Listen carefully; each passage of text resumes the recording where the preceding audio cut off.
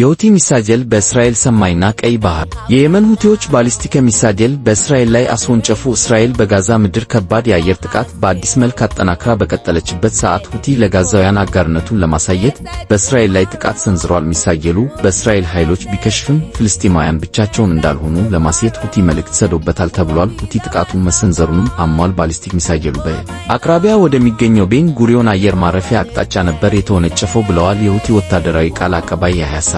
የእስራኤል መከላከያም በተለያዩ የአገሪቱ አካባቢዎች አደጋ መቷል። ደወል ድምጾች፣ ሳይረን፣ ከፍተኛ የጥንቃቄ መልእክት ሲያስተላልፉ እንደነበር ይፋ አስታውሷል። የእስራኤል ጦር ኤደፍ የአገሪቱን የአየር ክልል ጥሶ ሳይገባ ሚሳኤሉ ከሽፏል ያለ ሲሆን እስካሁን ምንም አይነት ጉዳት እንዳልተመዘገበም አሳውቋል። እስራኤል በጋዛ በቀናት ውስጥ ከ710 በላይ ሰዎችን ሕይወት በቀጠፈችበት አጋጣሚ ሁቲዎች ወደ እስራኤል ያስወነጨፉት ባሊስቲክ ሚሳኤል ሆኖም ተመዝግቧል። ለዚህም ነው ዛሬም መካከለኛው ምስራቅ በተለያዩ ኃይሎች እየተናጠ ነው በሚል የፖለቲካ ተንታኞች ከትላንቱ ዛሬ የከፋ ቀውስ ሊመጣ ይችላል በሚል ስጋታቸውን የሚያስቀምጡ።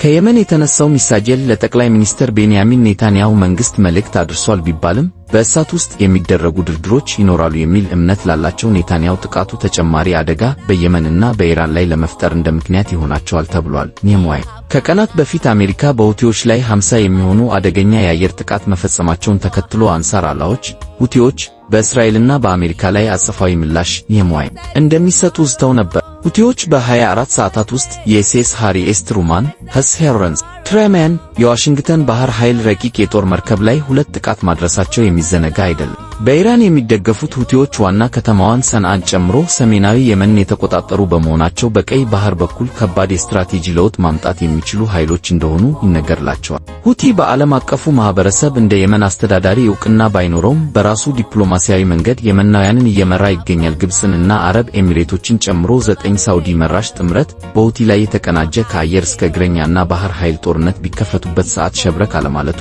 ለዛሬው ጥንካሬ አቅም እንደሆነለት ይነገራል። እስራኤልን እንደ ጠላት የፈረጀው የውሃ ኃይል በዓለም ላይ አሉ ከሚባሉ 10 የውሃ አካል መተላለፊያዎች ውስጥ ሁለቱም ማለትም በብ አል መንደብን በደቡብ ስዊዝ ቦይን በስተሰሜን ለያዘው ቀይ ባህር ፖለቲካ አስቸጋሪ ሁኔታን የፈጠረ አድርጎታል። የሁቲ ለወራት የዘለቀ ጥቃት ሁቲ ከዓመት በፊት በቀይ ባህር በከፈተው ዘመቻ መርከቦች በደቡባዊ አፍሪካ በኬፕ ኦፍ ጉድ ሆፕ በኩል ጉዟቸውን እንዲያደርጉ አስገድዷል። ጉዞቸውንም እስከ 15 ቀናት ያራዘመባቸው ሲሆን ግብፅም ከስዊዝ ቦይ ከምታገኘው ረብጣ ቢሊዮን ዶላር ግማሹ እንደቀነሰባት የሚዘነጋ አይደለም።